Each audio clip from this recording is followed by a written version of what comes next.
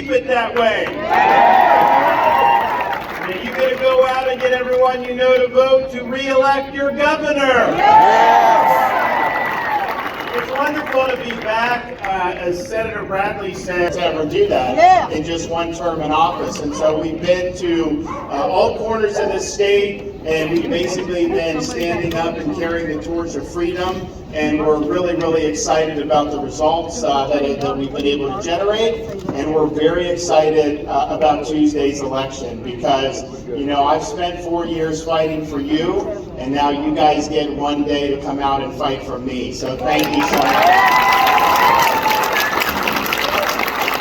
We've got a lot of folks here. I heard Jimmy Petronas. Make sure you vote for him for CFO for another term. We've got Congressman Neil Dunn and Congresswoman Kat Kamakis here. Okay, so Kat is the Congresswoman here. You saw Senator Jen Bradley return her to the Florida Senate. Chuck Brannon running for state representative. And then we've got a number of the sheriffs. We got Sheriff Hunter, Lamb, Smith, St. John's, and Whitehead of Columbia and neighboring counties. So thank you for to Florida recently. It was, he was kind of confused. He was doddering around South Florida. And all I can tell you is when people ask me my reaction to having Joe Biden in the state of Florida, I said, do I have to declare that as an in-kind contribution to my campaign? Are you telling me he's coming down here and reminding Floridians that the Democrats in this state vote with him 100% of the time? Okay, go ahead and do that. In fact, I've made the offer. Spend the rest of the campaign in Florida. We'll pay for you. We'll find a place to keep you up. We'll put you up. We'll fund it, everything. Please go out and tell everybody about how the Democrats in this state are in lockstep with your failed policies. Because if you think about, we have the worst inflation that we've had in this country in 4 decades. And that didn't happen by accident. It happened because he came in and they printed and borrowed and spent trillions and trillions of dollars when they were warned if they did that, it would spark exactly the type of inflation that we've seen now. And they tried to minimize it. At first they said it wouldn't happen. Then they said it'd be a blip. Then they said it would be done in 6 months. Then they claimed it peaked 3 months ago. I don't know. I'm looking at people, the grocery bills, all that stuff. I don't see that going down. I see it something that's crimping people in Florida and all across this country. And the sad thing is, it didn't need to happen. This is a crisis that Joe Biden created with the inflation. And here's the thing, if you're going to do that, that's bad enough. But at the same time they're doing that, what did they do as soon as they came into office almost 2 years ago? They declared war on U.S. domestic energy production. So they don't want us to produce oil and gas here, but they'll go beg Maduro in Venezuela for oil, or they'll beg the Saudis for oil. And you know what? The Saudis cut production, OPEC cut production, partially as sticking their finger in Biden's eye, 100%, because Biden is very close to, or he wants to be close to the Iranians. He wants to do an Iran nuclear deal that'll give Iran billions of dollars, and the Saudis do not want to see that. So of course they're doing it. But Biden has put our country in this predicament where we're dependent on this type of oil. We need to be energy independent in the United States of America.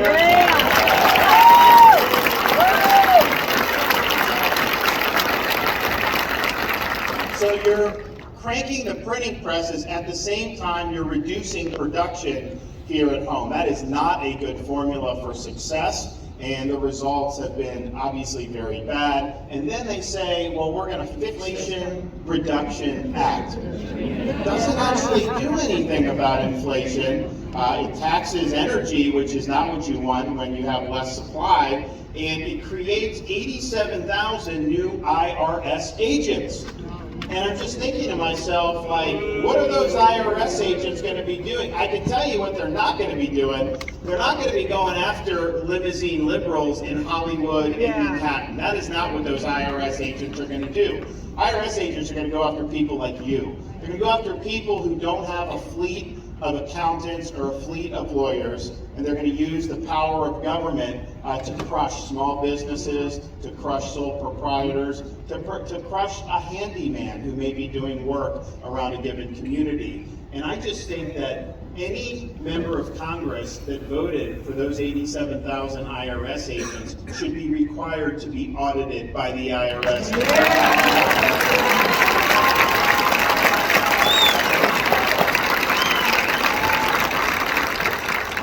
I'm just thinking to myself, 87,000 IRS agents, why don't we do 87,000 Border Patrol agents? There you go. They don't want to face the problems. We've had millions and millions of people in less than 2 years cross the border illegally from over 100 different countries. We had state law enforcement down there last year. They were coming from everywhere. They were coming from Asia, the Middle East, Africa, you name it, they were coming through. And there have been over 90 suspected terrorists that come across the border illegally in the last fiscal year, and that's DHS's own numbers. And they don't care about that. They don't care about the border being overrun. They don't care that the cartels are making an absolute fortune, billions and billions of dollars by doing this, moving people, moving fentanyl across the border and into American communities in numbers so large that the #1 cause of death for people 18 to 45 in the United States is now overdose from fentanyl. But they don't care about that. They don't care about the criminal aliens who are getting across the border. We just had a sheriff's deputy down in Pinellas County killed by a twice deported criminal alien who came across Biden's border 6 months ago illegally yet again. And they don't care about that. They only care if illegal aliens go to DC, New York, or Martha's Vineyard. Yeah.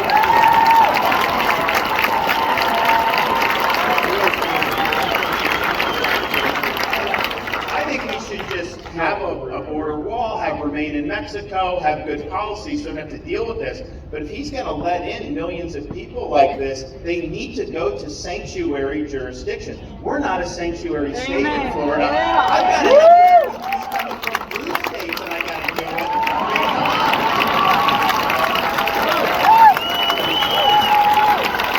Yeah, buddy.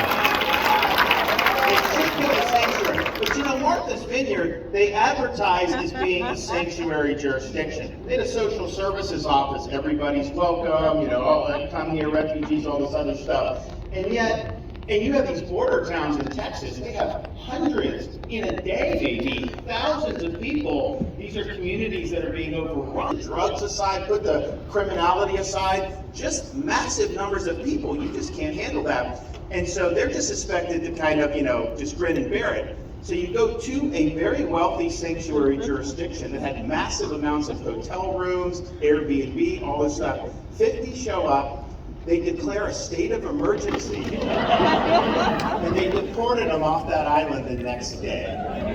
And so that shows you that the elites in our country, they want to impose their vision on the rest of us and policies on the rest of us, but they do not want to have to live under the consequences of the same policies themselves. And that's why they did that, because in reality, sanctuary was all about them virtue signaling. That's why they did it, but they did not want to have to deal with it. So if they can't handle 50, then how the hell are these other communities supposed to be handling all they need to do? And I just... Right. We're going to win majorities for Republicans in the House and in the Senate on November 8th. That's going to happen.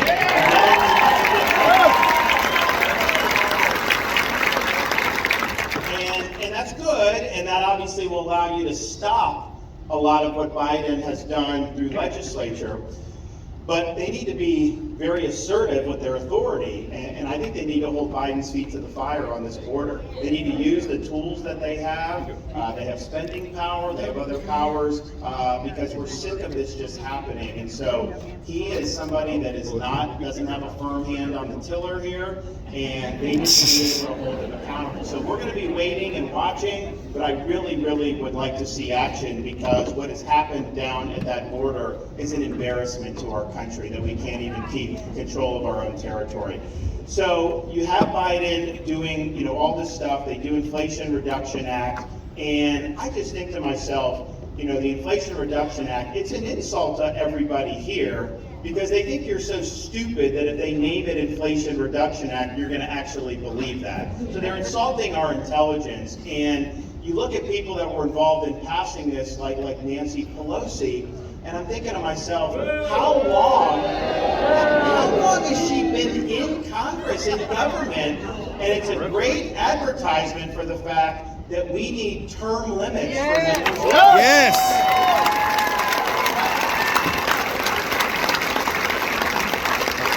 And short of that, November 8th does give us the opportunity, if we all come out and we elect good people to Congress, once and for all, we can fire Nancy Pelosi.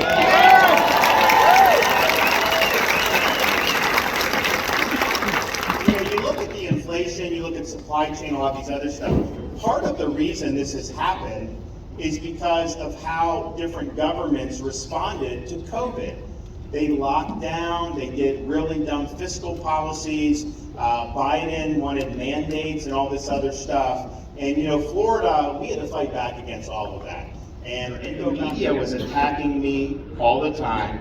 The left was attacking me. I even had some Republicans attacking me at the time. I mean, they don't admit it now, but that's just true. So I'm thinking about that letter, and I'm like, if we were to do this, I think it would destroy the state of Florida. It would throw millions of people's lives into turmoil. It would violate their rights. It would cause thousands of businesses to go under, and it would cost hundreds and hundreds of thousands of jobs at a minimum. And of course, it would lock millions of kids out of the classroom. And we've seen how devastating that's been in other states. And so I understood the stakes of that. I was taking a lot of fire. I was taking a lot of arrows. People were saying, just do something, because get them off your back or whatever. But my whole view of leadership is I have to be more concerned with saving your jobs than I do with protecting my own. I have to be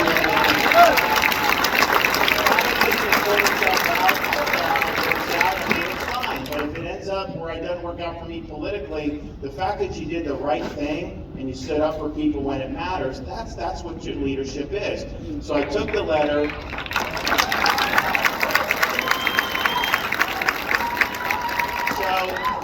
So I took the letter, I reviewed it, I crumpled up that letter, and I threw it in the trash can. We kept the kids in school, and we kept people free of different types of mandates, like vaccine passports, which they wanted to do in Florida, so that you couldn't even do things like go to a football game unless you showed your shot records. We made sure that wasn't going to happen in Florida, and we also made sure that no Floridian would have to choose between a job they need and a shot they didn't want.